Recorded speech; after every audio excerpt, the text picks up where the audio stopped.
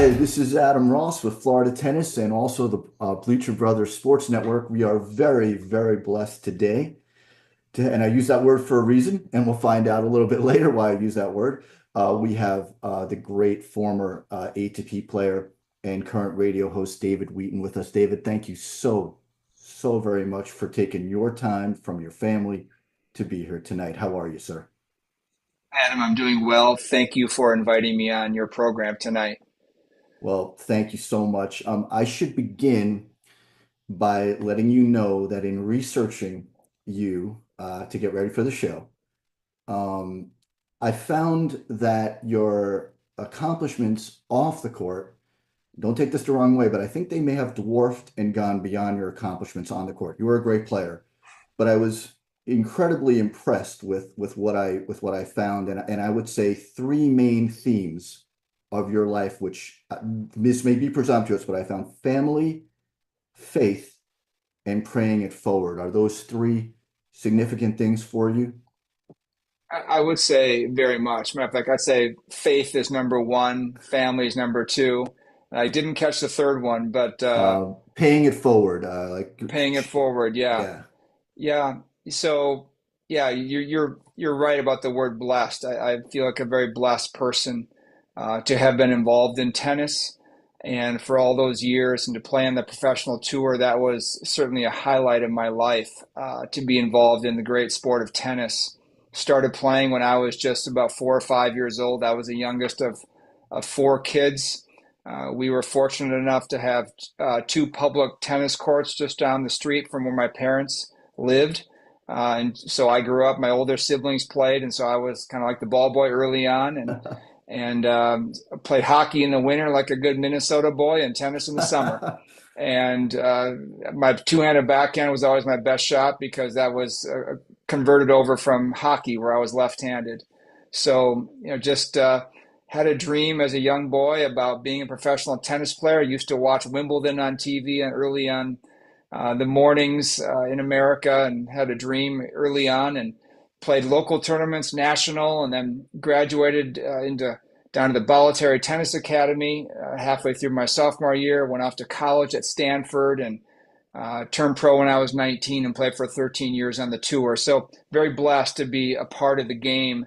Um, from the faith aspect, though, Adam, I grew up as a professing Christian, grew up in a Christian home. My parents had a very authentic faith. They didn't just kind of live it out on Christmas and Easter. They were authentic people, Sure. and um, made a profession of faith early on. But as I got into my teenage years and early 20s, early years on the tennis tour, wasn't going the right way. Sure. Making maybe you could describe it as me being on the throne of my own life and not going the way that God wanted me to go. And I was conflicted over this because I knew the right way and I wasn't living that way. And so early in my tennis career, my early 20s, I won a big tournament in Germany called the Grand Slam Cup. And I had such a sense of emptiness and a lack of fulfillment after winning that big tournament. Here was a big event and a lot of money and all the things that I was chasing after, but maybe wouldn't have admitted it at the time. And that led me to a process of starting to read the Bible for the first time when I was in my mid 20s, around 24 years old, and coming to understand things that I had never really read before or understood before, primarily just the gospel, the good news that God created me to know Him, to worship Him, to follow Him in life, and I wasn't doing that, and I was actually sinning against God, and I realized the consequence for doing that, but then I read the good news about how Christ came to pay the penalty that I deserve to pay for my sin. And there's a swap that took place. He takes my sin, He gives me His righteousness. And when I repented and believed in that gospel when I was 24, Adam, that really changed my life. I didn't become some perfect person. I'm not a perfect person today at Sure. all. I have plenty of faults that I strive to overcome. But that changed my life. I was born again, as Jesus said. And it really changed the whole direction of my life. And again, not some perfectly holy, righteous person at all, but at least I understand and can put my head in the pillow at night, just understanding that I'm striving to live for the purpose for which God created me. Well, I wanted to actually, you kind of segued into this for me, but to talk about family a little bit, I wanted to congratulate you again, to you and your family, for winning the Ralph W. Westcott USTA Family of the Year Award at the 2025 USTA Annual Meeting and Conference. Um, just so people know, the Ralph W. Westcott USTA Family of the Year Award was created by the USTA in 1965, and it's given annually to a family that volunteers to promote amateur tennis. And the award emphasizes the theme that tennis is a family game. And I was lucky enough to meet you there, and you were gracious enough to agree to be on the show. I want to tell our listeners and viewers that the award was presented by Brian Vahaley, the USTA president and chairman of the board, and he said this about your family. The USTA is proud to recognize the Wheaton family for their incredible dedication to the sport and lasting impact on the tennis community. Tennis in Minnesota wouldn't be what it is today without their nearly century-long commitment, a generational legacy that has touched countless lives both locally and beyond. And then the presentation by the USDA noted that the Wheaton name is synonymous with tennis in Minnesota, with four generations of tennis players impacting the sport for decades. John Hesse moved to Minnesota in the 1930s and taught his daughter Mary Jane tennis at a young age. Mary Jane, the matriarch of the Wheaton family, and her husband Bruce passed tennis along to their four children, Marnie, Mark, John, and David.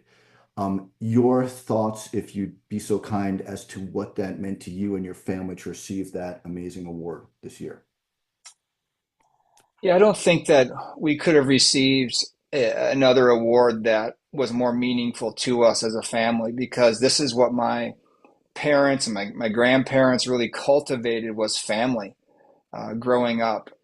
You mentioned my grandfather, John Hesse. He was a unique person. He lived to the age of nearly 102. He Wow. learned tennis after he finished his business career in his 60s. And then he taught it to my mom, Mary Jane, and then she taught it, or my grandfather, my mom taught it to my older siblings, and then my mom and my siblings taught me. And then there's another generation after us who have been very accomplished players and teachers now too. So there really has been four generations and so this is what my family cultivated was a close family. We were always together.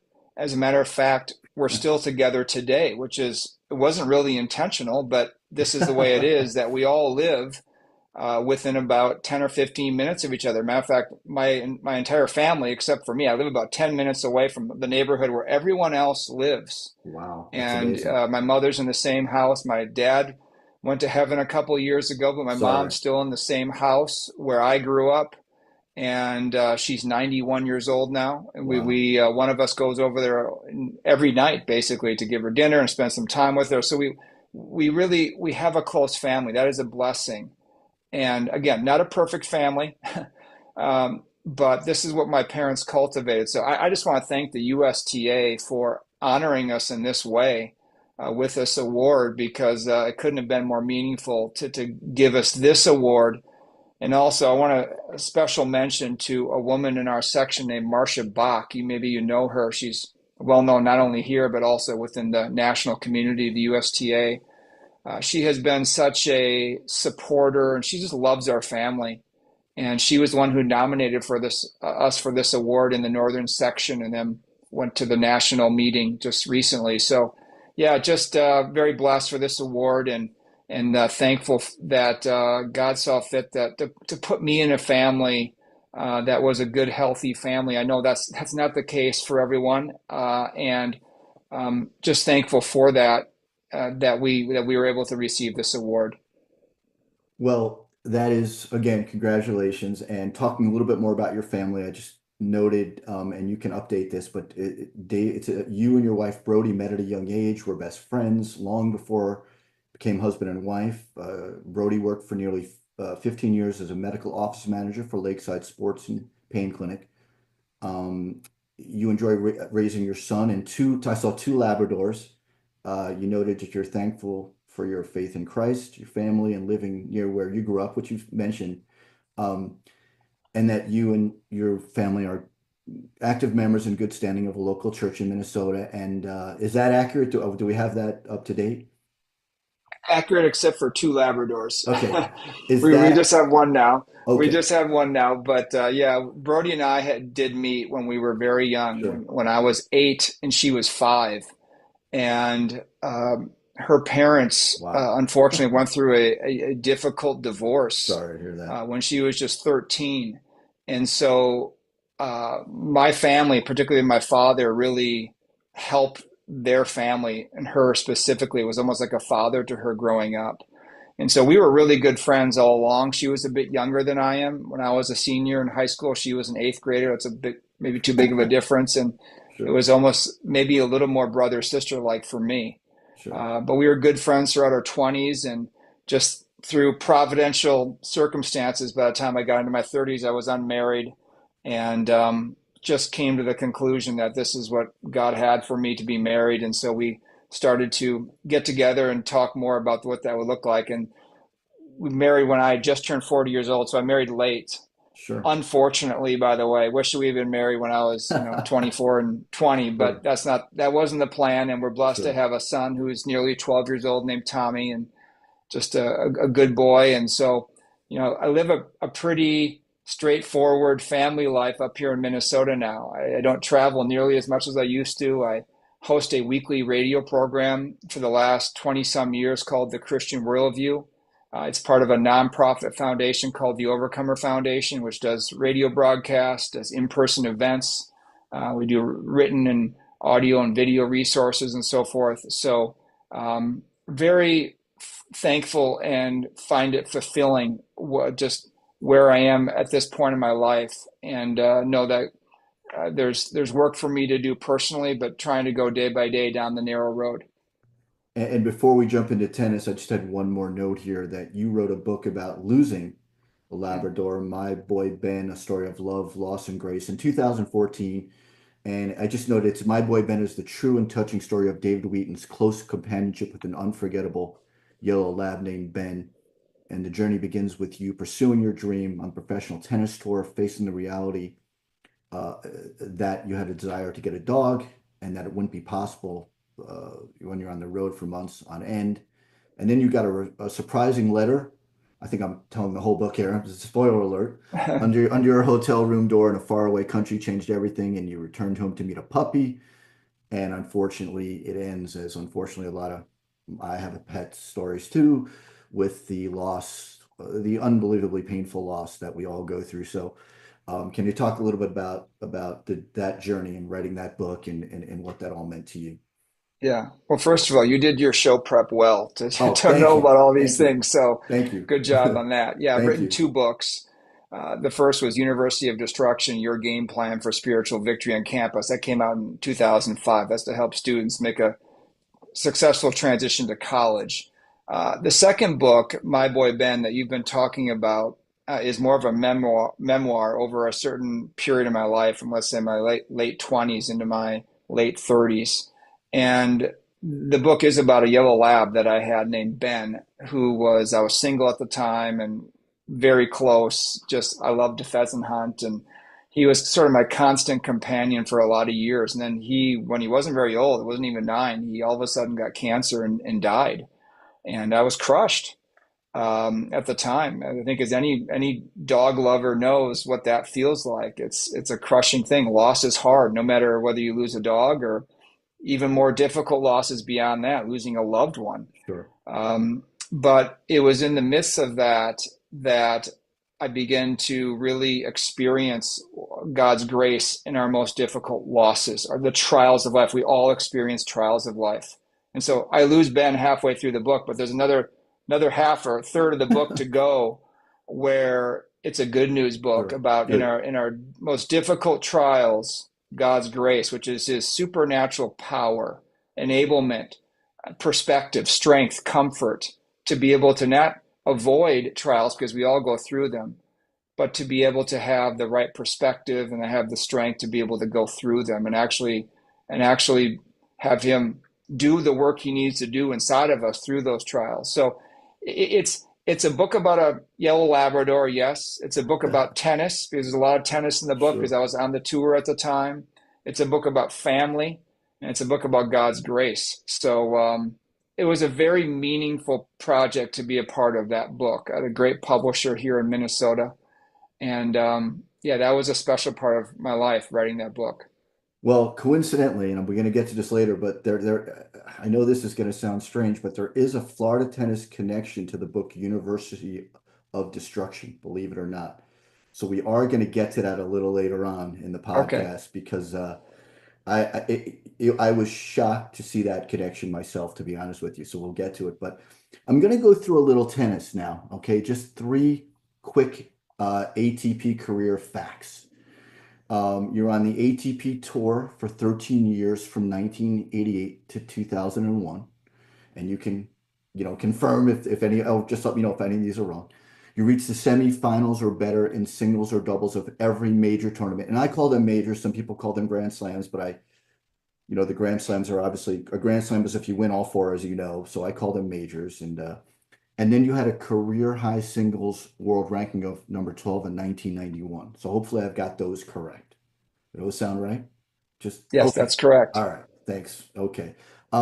Now in a lot of my shows, I show parts of my tennis collection, and I do want to show part of the David Wheaton collection a little bit here. Okay. Uh, This is the Net okay. Pro card from 1990. Okay. And this is the Wild card from 1995. These, I think, were produced in Australia. You've probably seen these, I'm sure, these cards. I have. I have. But You're but missing the NHL hockey card, though. this is my favorite card, the NHL hockey card right here. Okay, good. This is my favorite card, and I have to tell our audience a little bit about this card. It's produced by the NHL, and this is the front, and it's the 1992 Minnesota North Star Celebrity Captain card. And just for background, the Minnesota North Stars were in the NHL from 1967 to 1993. They got to the Stanley Cup Finals twice. They moved to Dallas. I hope I can say that after the 1992-1993 season. I love this card, and here's why. First of all, the photo has you in like ready position to return serve. Okay, like you look ready to go. But it also has the iconic David Wheaton American flag patriotic headband. Um, so before we go any further, what was the origin of the headband? How did that come about that you were wearing these headbands? Well, first of all, the origin was I had hair back then. That was the first prerequisite to wearing a headband. I'm not taking this hat Um, off. no, I always wore a headband when I was a junior and into college and so forth. And it was during the Gulf War. So we're really dating ourselves or myself here, going back to Same the here. Minnesota North Stars, who are not even Yeah. a team anymore in Right. Minnesota. But anyway, but the headband started during the Gulf War in the early 90s. I've always been very patriotic. I love our Sure. country. I love America. And just wore that in support of our troops and country and military and so forth back then, and just sort of stuck with it. There was not much more to the story than that, but just love to see the American colors. No, it's great because my memory or vision of David Wheaton is this headband. Like, you think of Pat Cash with his checker headband. I always think David Wheaton American flag headband. One of the things I love about cards is that they usually have something interesting to say on the back. Sometimes they're kind of interesting. I have to read to our audience just what this says. David Wheaton, celebrity captain, the athletic career of one of the top professional tennis players in this world began when David Wheaton, celebrity captain of the Minnesota North Stars, put on a pair of hockey skates at the age of 2. As he matured, however, development of a deadly two-handed backhand and a powerful serve foretold a successful future in tennis. Wheaton's semifinal showing at Wimbledon and $2 million Grand Slam Cup championship have made the young star the envy of many veterans. And that's what it says on the back of this card. So you can learn a lot. Sometimes it's not accurate, but you can learn a lot about players from this. And do you Yeah, remember this card? Obviously you do because you mentioned it. I do. I Okay. do remember. Matter of fact, I think I still have some. And surprisingly enough, even at in my mid 50s now, people still send me things to sign.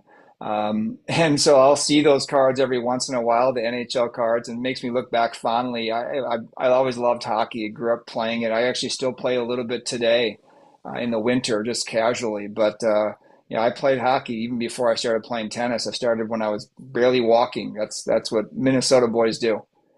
Well, we're getting to that. So I'm going to talk a little bit more about your early memories of tennis. You started playing at age 4.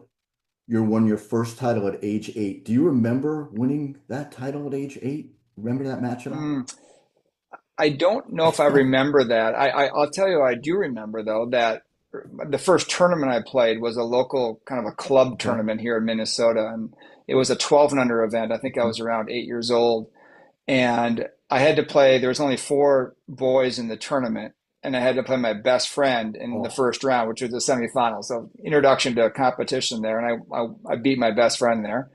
But then in the final, I was playing a 12-year-old, and I lost. I think it was an 8 game pro set or something, and wow. I was so competitive at the time, and I Really? so hated to lose that instead of going up to the net to shake hands afterwards, the customary handshake, I just Yeah. turned around on my heel and walked back to the back fence and sat Wow. down and Wow. refused to shake hands. I wasn't going to accept defeat. And there's this great picture of my best friend who had beaten the semis coming out with my favorite drink at the time, which was a grape crush. And he's standing over me, giving me the grape crush, trying to negotiate or persuade me to go shake hands with the victor. And I ended up doing that, and my sportsmanship hopefully improved after that. But that was an early memory of competition for me. That is awesome. And then you won the Minnesota State high school tennis title, correct? Yes, when I was Okay. in ninth grade, so I started Okay. playing high school tennis here in seventh grade, and Okay. won the high school title in ninth grade, and then the next year, halfway through my 10th grade year, is when Nick Bollettieri had invited me to come down to start training at his academy in Bradenton. It's like we set this up perfect timing. I'm going to show you and our audience the Okay. iconic photo. And it's so iconic that tennis historian Joel Drucker did a whole article about this photo. And for those, I'll just show. Well, I've showed it, and we have in that photo Andre Agassi, Martin Blackman, you, Jim Courier, and of course the legendary Nick Bollettieri. And again, credit to Joel Drucker because he quoted you as saying, "We were the inevitables, at least in our minds." Inevitable as in determined and destined to be the answer to the question repeatedly being asked at the time, where is the next generation of American tennis pros? In our minds, it was not a matter of if, but when we would barge through the door. And then Nick said, David was a person that never bragged. He had an all around game, and even though his mother wasn't there literally, she was there watching over him.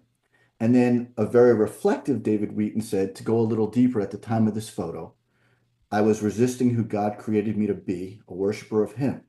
But God would use His time and the years that followed to bring me to my senses and understand my need to be right with Him and the peace that would result. Having a 7-year-old son now, which is then, this photo holds memories and lessons, both positive and negative, to try to pass on to him. That's a heavy statement. So can you talk? I knew this was a big picture, so talk a little bit more about that if you don't mind, what this all means at this point.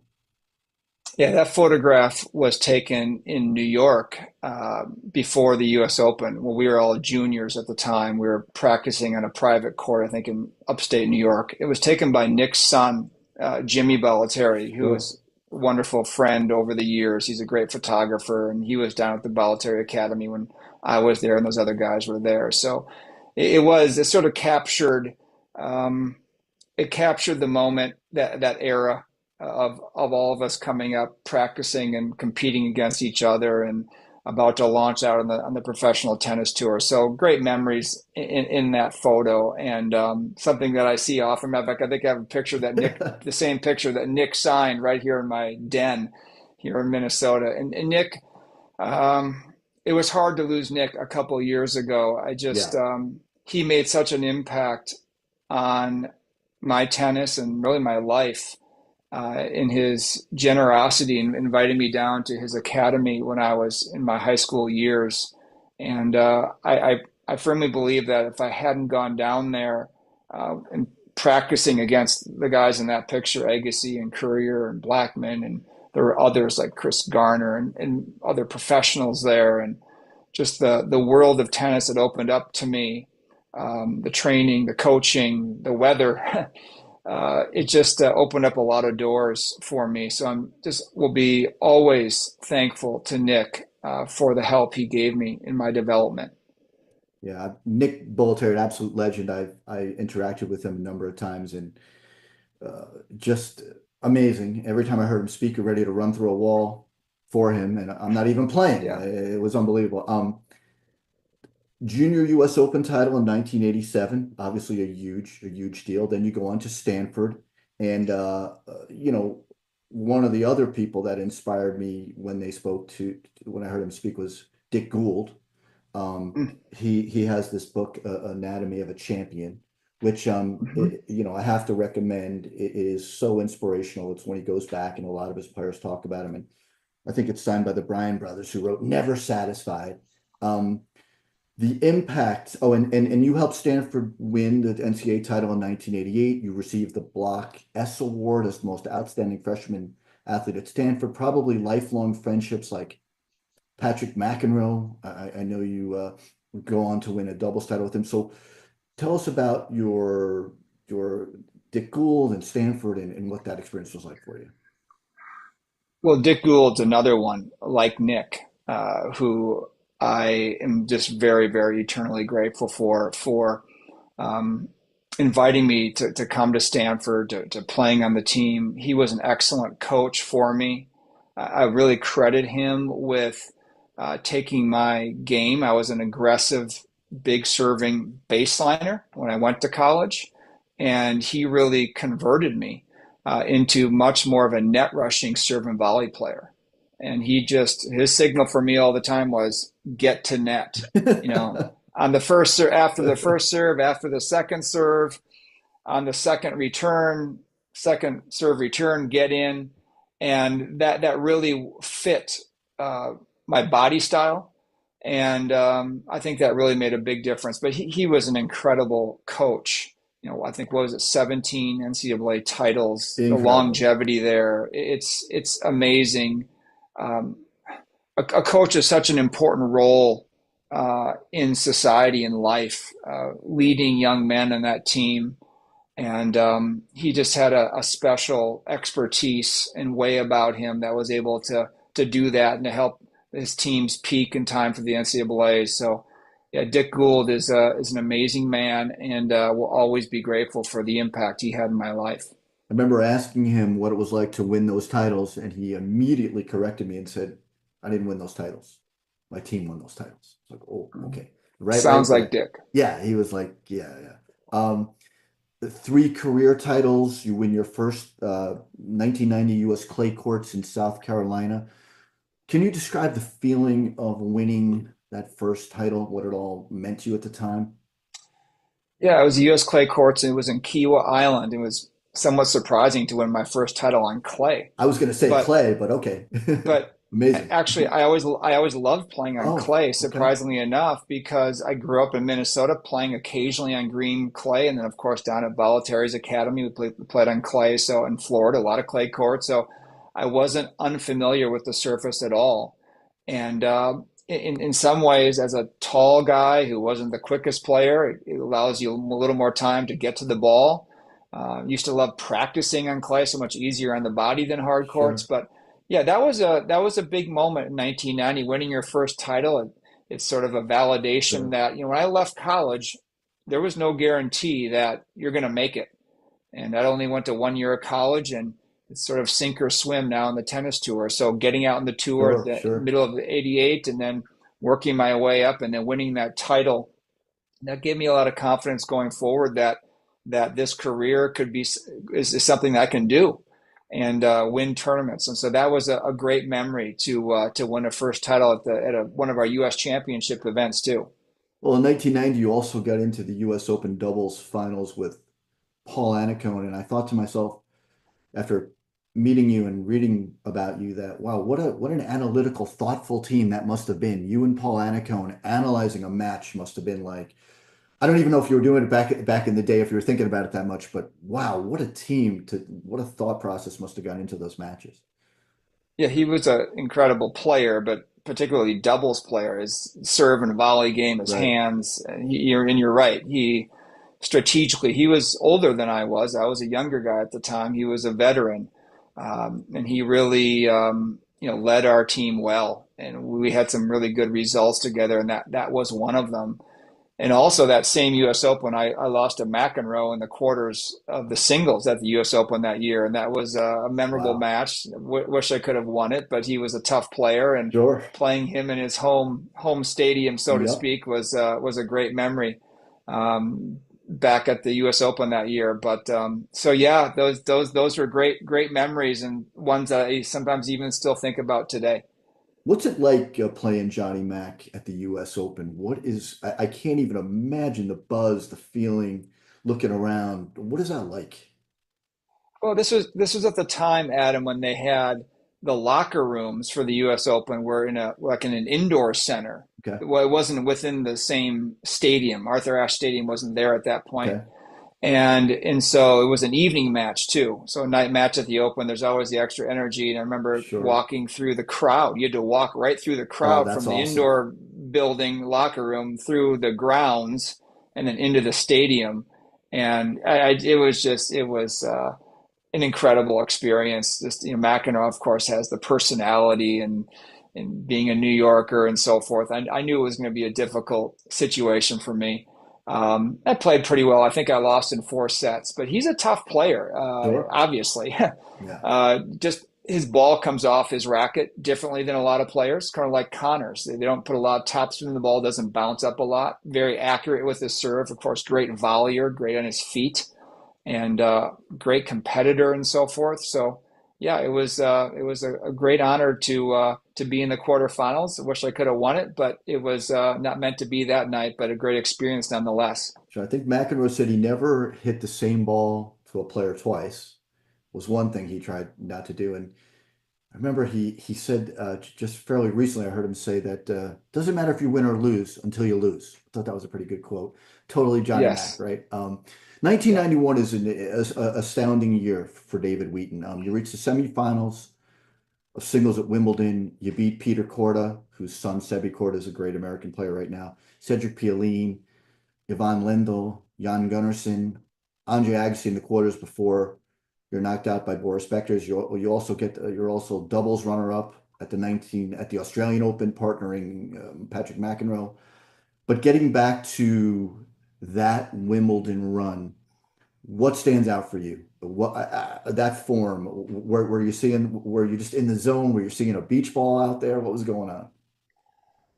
I think that would probably be the most memorable tournament of my career, even though I didn't win it. Sure, Um, I always dreamed about playing at Wimbledon. I love the U.S. Open too, but there was something, maybe the tradition, the center court. Who knows? Maybe it's in a foreign country, Britain. I'm not sure what it was. The grass courts, whatever it was, it just was very attractive, as it is to a lot of players. I'm not the only one, and my game was suited really well for grass, serve and volley. Back then, uh, I think the grass was a little different than it is today. The sure, ball skidded more, stayed down more, so it was very favorable for a serve and volley player like I was. And so I really would get to Wimbledon and just feel like this is, the time to put everything into it and sure, focus and just enjoy the moment and do as well as you can. There's just a ever extra level, maybe of adrenaline or whatever it is, excitement, enthusiasm to be there. And so I had a really tough draw, actually. You mentioned some of yes, the players I played from Corda and Pioline and Lendl, and then I think Agassi, or maybe I can't remember if it was Lendl that year. But anyway, I had a tough yeah. draw, It was and Lendl, and then yeah, and Agassi, so yeah, with and Jan so, Gunnarsson mixed in there. sometimes Sorry, right, and sometimes you know, as a player has a tougher draw, you realize, well, you got to do this. There's not going to sure, be any walkovers here. So maybe sure, that's the mentality I had. But the match against Lendl on center court, playing on center court was just phenomenal. Of course, wow, no place like it. Maybe some of those who love Arthur Ashe Stadium would disagree, but I just love that center court there. And playing Agassi, I was winning fairly handily the first set and a half, And then I was losing very handily the next two and a half sets and almost out of the match. And Agassi would go on to win Wimbledon the next year. But at that time, no one thought that grass was going to be his surface. But was in a very difficult fourth set, almost down two breaks, and probably going to be shaking hands on the losing end. And I think I was down love 40 on my serve or something, and able to kind of crawl back and win that set. And then I won the fifth set, and just a great memory. And playing Becker in the semifinals, he had been obviously maybe won Wimbledon a couple of times at that point, and difficult player to play there, just with his serve and Sure. his physical attributes and so forth. I lost that match, but it was a great memory of just reaching the latter stages of a major, but particularly Wimbledon, and just so many good memories of that particular tournament.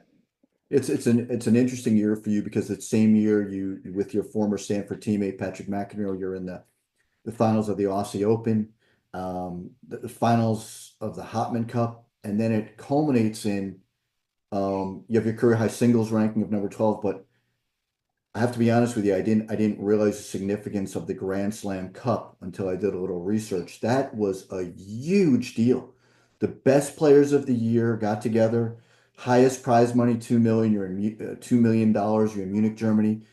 You beat Michael Chang in three straight sets. Although you said afterwards you felt a little empty, but what a run. What was that like being in the middle of that whole situation? What was that like? Well, you're right. Just qualifying for that tournament, they took the top 16 players based on how you did in that year's four major events. So, by virtue of getting to the semifinals of Wimbledon, I qualified for the Grand Slam Cup.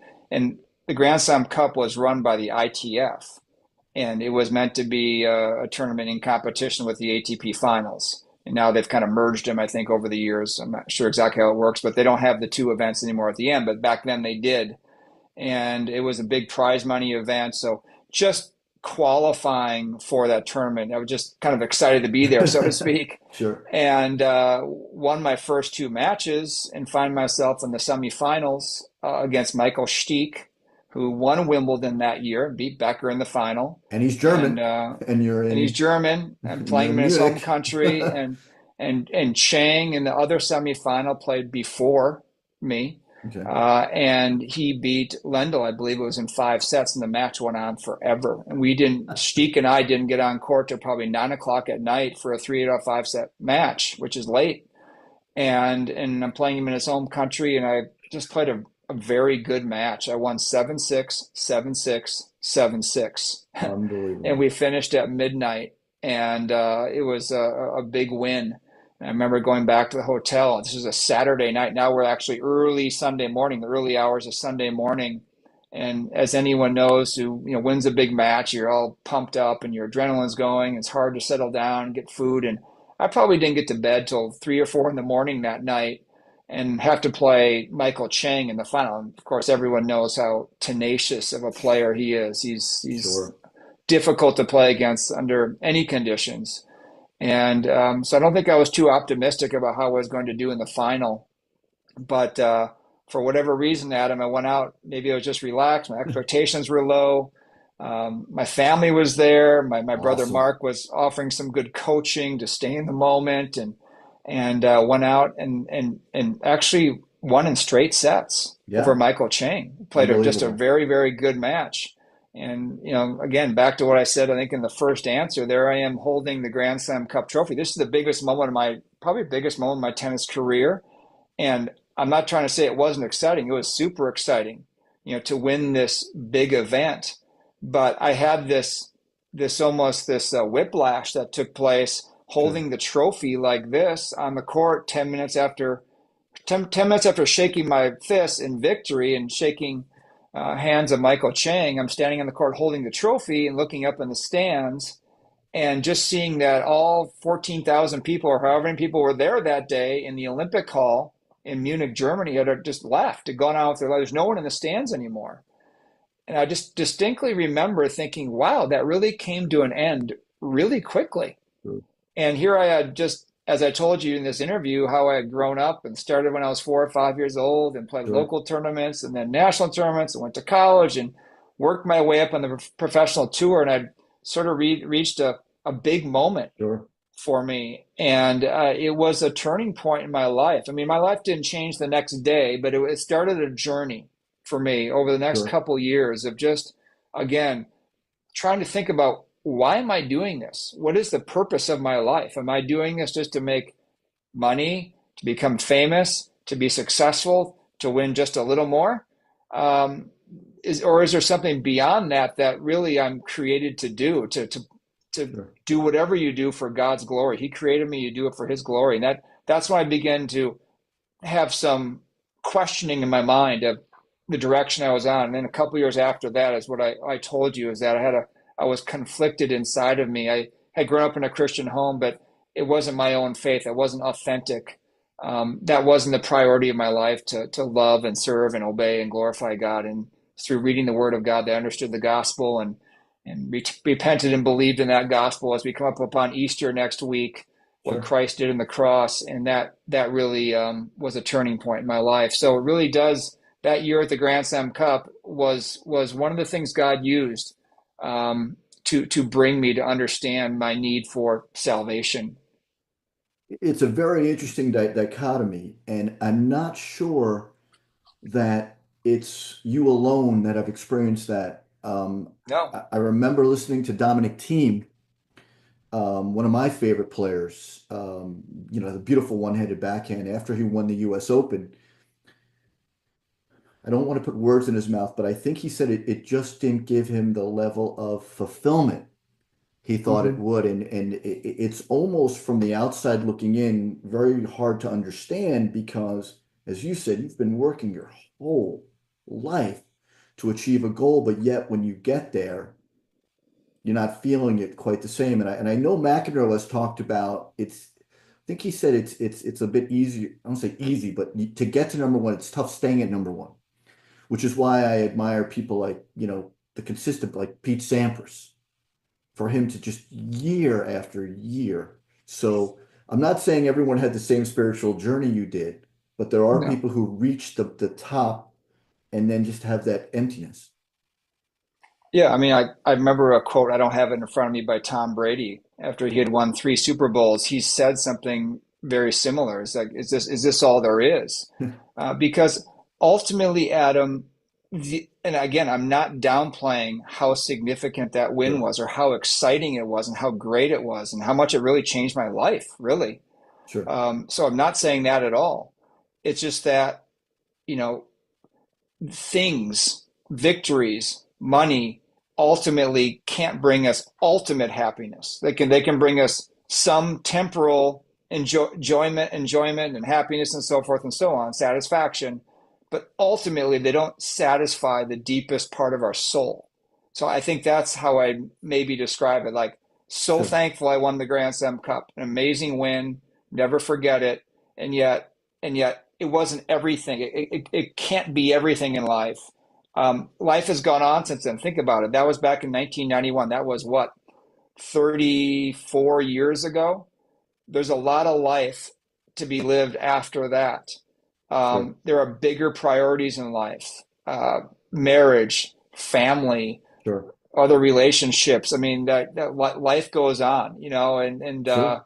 your victories are great for that day, but then something else starts up the next day.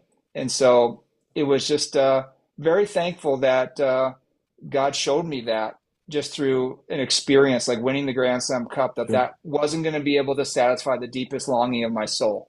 It's fascinating. And then you go on to play Davis Cup versus Australia in 1993. And you've already talked about how much you love playing for the USA. And then you have victories over just a list of Agassi, Andre Agassi, Jimmy Connors, Stefan Edberg, Yvonne Lendl, Jim Courier, Michael Chang.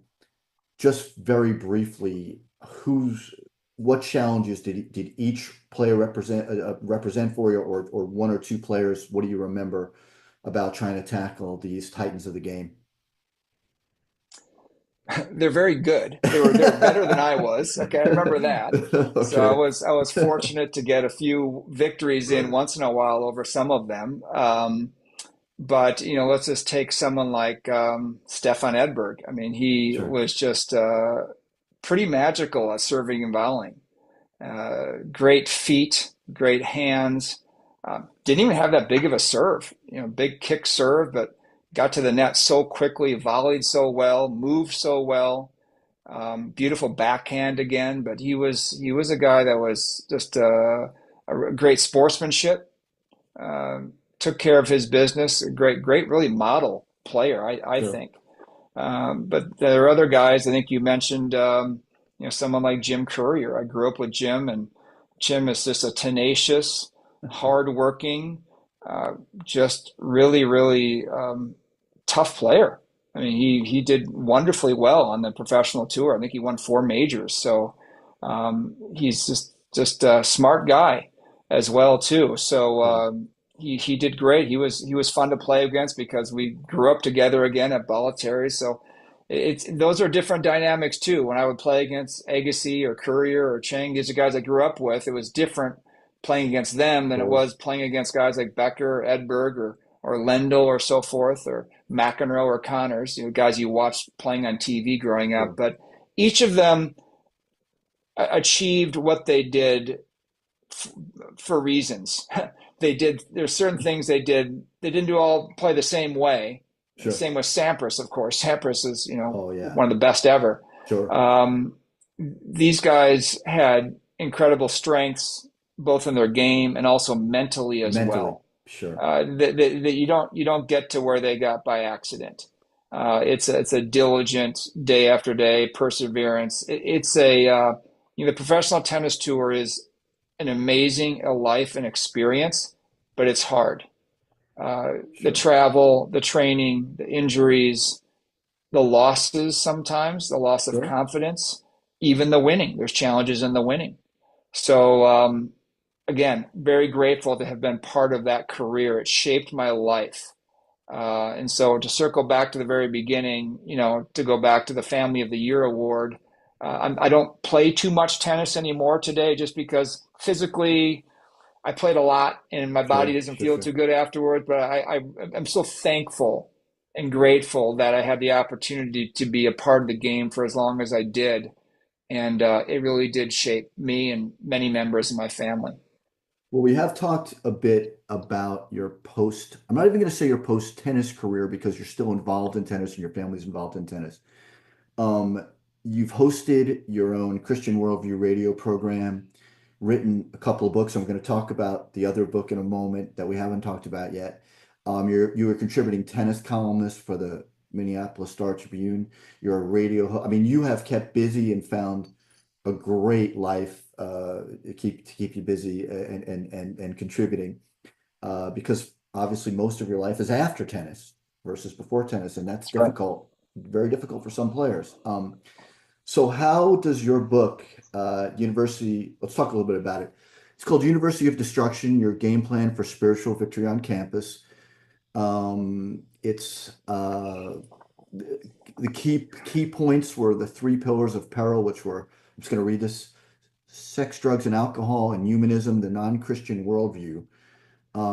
Now, this is where Florida tennis comes in. I could not make this up. Jim Martz was a mentor of mine, and here's Jim. This is our tribute issue. We lost Jim on December 30th, Mm, 2023, unfortunately. And so I'm reading about your book, and it says you had an event at St. Andrew's School. I don't even know when this was, where you spoke about the book.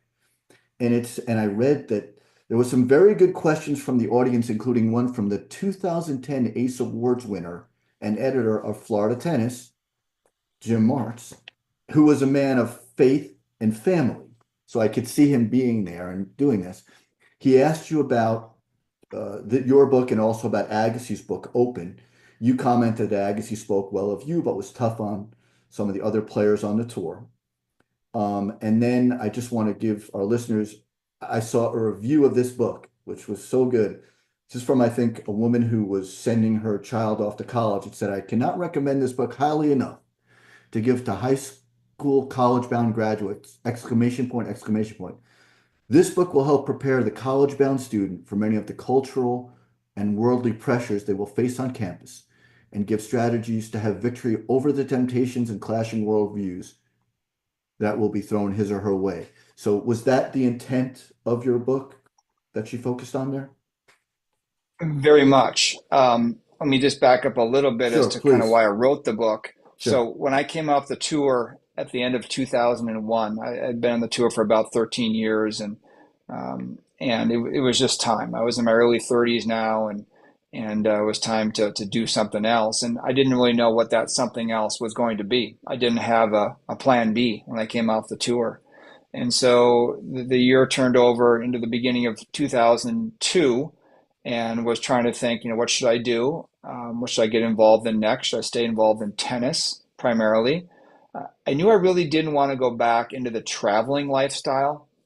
I had done that for so long and didn't miss being gone and airports and airplanes all the time and jet lag and all those things. So, and again, I think part of it's just I love Minnesota and family's nearby. I didn't want to be gone on the road all the time. So, anyway, long story short, Adam, my mom suggested to me just out of the blue one day, just completely out of the blue, have you ever thought about getting involved in Christian radio, David?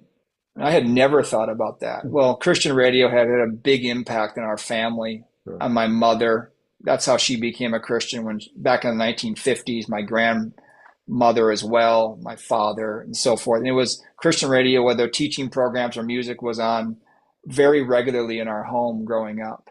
And so that's why my mom said it to me. She thought, oh, that would be something maybe you'd want to think about getting involved in. So within 6 weeks of my mom's asking me that question, I had a guy who was a local host of a local sports program here in Minneapolis. He had me on his program, and a couple weeks later, he called me and said, I want to get into a new career. How would you like to take over my radio program? Wow. So that just, again, providential. I wasn't even looking for it, and that door opened, and that was 23 years ago. So as a part of getting into radio, um, then the book came, the genesis of the book, the first book came around University of Destruction. As I mentioned, when I went off to college, I was a professing Christian, but it wasn't really serious to me. Um, I grew up in a Christian home, but I wasn't prepared for the type of um, opposition that I was going to receive on campus, whether in the classroom or in the dorm room, and Sure. didn't do well, didn't do well at all. And then, as I mentioned, when I understood what it means to be a truly authentic Christian several years later, I began to look back at that time and realize that I wasn't prepared for what I was going to face. I didn't know what I was going to face. I wasn't even thinking about what I was going to face on the campus because I wasn't the person I needed to be anyway at that time anyway. But anyway, so I wrote that book just as, again, a little bit of a memoir about what it was Sure. like for me to be going off to college, but just as a quote unquote game plan for a Christian who's going off to college to know what they're going to expect and how to go to college and stay and stand firm in what you believe. And so that was another a meaningful aspect of my life, being a Sure. part of that book and speaking a lot on that book over the years. Um, we even do an event now with the nonprofit foundation I work with that's actually not geared toward high school kids, but it's geared toward young adults called the Overcomer Course for age 18 to 28, during that very transitional time of life. And part of that life is during college. So I'm still actively involved in being a part of trying to help young people like I needed help at that particular time, to have priorities right, have the right perspectives, and be doing the right things. And so that book, University of Destruction, was a special thing for me. Well, just a few more things about you. You're on the board of the Overcomer Foundation, which is a nonprofit organization that directs your radio ministry. You served on the board of directors of the USTA from 2003 to Mhm. 2006. You're a member of the Intercollegiate Tennis Hall of Fame. We talked a little bit about your college career, which is awesome, class of 2012. USDA Northern Section Hall of Fame, Class 2005. You received the Eugene L. Scott Renaissance Award in 2011, an award presented to the national/international tennis champion who demonstrates excellence in promoting and developing the sports of tennis in public parks. And we all know how important the public parks are. Danielle Collins will always tell us that about how she grew up in the public parks playing the elder statesman, if you will, and that's how she got so good. A little more family info, and you can jump in at any time. The youngest generation of Wheatons, and correct me if I'm wrong, includes William, Winston, Daniel, and Benjamin. All played high school tennis. They volunteer, coach. They're coaches. They volunteer. Um, Marnie, Mark, and John were involved in your career. Mark served as your coach and trainer, John as your manager with IMG. John worked for IMG for a decade, managed Jim Courier, Monica Seles. John went on to become the director of tennis at the Wayzata Country Club before becoming, I like this, executive director of the Inner City Tennis Foundation. Is very important, a chapter of the USTA Foundation's NJTL network serving in the Minneapolis area. David served 2 terms on the USTA Board of Directors, as we mentioned. Sorry, goes back through that again. And your wife, Gina, Mark's wife, Gina, I should say, and John's wife, Erin, also have ties to the sport. So there's a lot going Yeah. on again with the Wheaton family. And as we look to stories of resilience, I do want to show you our cover of our latest. It's Madison Keys, and I have to believe that with all you talk about that overcoming, she's been very open about some issues she's had confidence wise and mentally, that this is a story that you must embrace, the Madison Keys story, right? Winning the 2025 Aussie Open. Yes, and I don't know her whole story. Okay. But I do know that the ups and downs of, like I told you just a few minutes ago, of a professional tennis player are very challenging. Most fans will turn on their TV and watch a player warm up at a tournament and then play a match, and then they don't see it's like an iceberg. They see kind of the 1% of the iceberg that's above the water, the surface, but they don't see the 99% that's underneath it, that all the time and the training and the mental side of it and the ups and downs of getting there, the mental challenges, physical challenges, everything. And so tennis play, I think tennis actually, Adam, is one of the most difficult sports. It's an Sure. individual sport, so you have no one to rely on but yourself. I think the only 2 sports that may be more difficult are boxing and wrestling because you're actually Okay. someone trying to physically beat you down. Sure. But tennis is a very difficult sport. You're out there all alone. It's a mental sport, one on one, and but it's great because of that too, because it's a vehicle through which, if you have the right perspective on it, focus on the journey and the right things, it can be a great vehicle for growth of your character. And so I think there's a lot of those stories in tennis. Well, we're really nearing the end here, David, and I did want to ask your future goals, your future plans, and how people can get into contact with the organizations you support, to support those organizations and maybe just to get their own help in any way. Yeah, well, I guess I would encourage them to visit our website for our radio program. It's thechristianworldview.org. That really is the main thing that I do nowadays. Sure. That's under the umbrella of this Overcomer Foundation, but it's much more. They're kind of one and the same, but the Christian Worldview is what is more well known because it's a national radio program and podcast. It can be heard on radio stations. It can be heard on your podcast app on your device. So that would be a good way for them to see what I'm involved with nowadays, and they Sure. can contact me through there as well.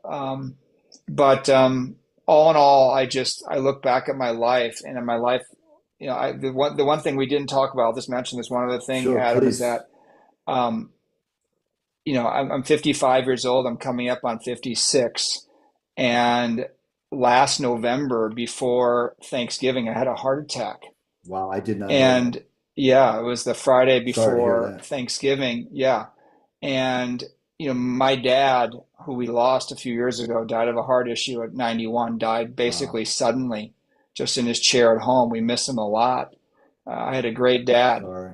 and so he had heart problems. We knew we had this in my family. My brothers had a couple stents. He had a very significant, potentially significant heart situation about 8 years ago. My older brother did, Wow. and fortunately got stents in time. And then, I knew I had some of the heredity there, of course, but didn't see myself, uh, you know, down at the Minneapolis Heart Institute with 95% blockage in one artery, and I'm athletic and thin and reasonably good shape, and I keep active, and I don't have all the other factors, but I think genetics obviously Sure. can determine a lot of things. So uh, that was a wake up call for me in life, as it would be for anyone when you have a health incident like that. Again, going back to being thankful to be in a right relationship with God at that moment, knowing that if it hadn't turned out well, great hope on what would happen to me if I died. But anyway, going forward in my life, you asked about objectives or goals going forward. I don't know why, but I don't tend to set a lot of 2 year, 5 year, and Sure. 10 year goals. Probably should, but I guess I just approach life more as, what is my duty? What's my responsibility?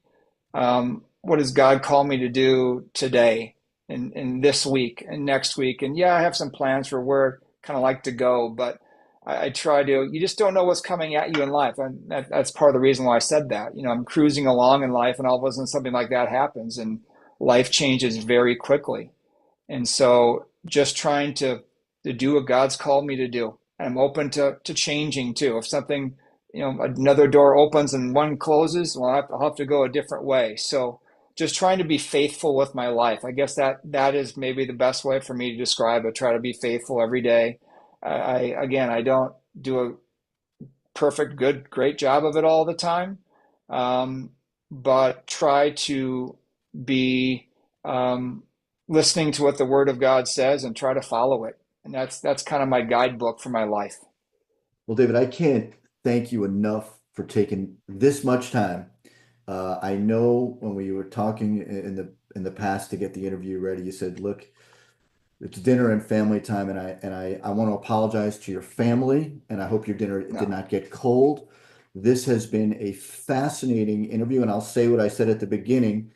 As impressive as your tennis career was, I really do feel as if your life now and the things you've done after your active ATP career probably have dwarfed kind of your tennis career in a very good way. So it's just been wonderful to get to know you. And I thank you so much on behalf of Florida Tennis and Bleacher Brothers Sports Network for taking the time. no, it was an honor to be on your program, Adam, and you really did a great job preparing for this, Thank you. and also asking, questions beyond just the X's and O's of, kind of the glory days of being on the tennis court, some really meaningful questions. So, and I'll just say you had a lot of nice things to say about me during the interview, but I have to say that anything I am or have accomplished is really because of God's goodness in my life, because of my family, and many of the people, even outside the family, who invested so much in me. And so I've been the recipient of a lot of grace and by other people and God Himself. So I just want to deflect some of that, because whatever I am is not just because of me. I can tell you that. Well, David, thank you so much and go enjoy your dinner and it's just been an absolute delight. Have a good night. Take care.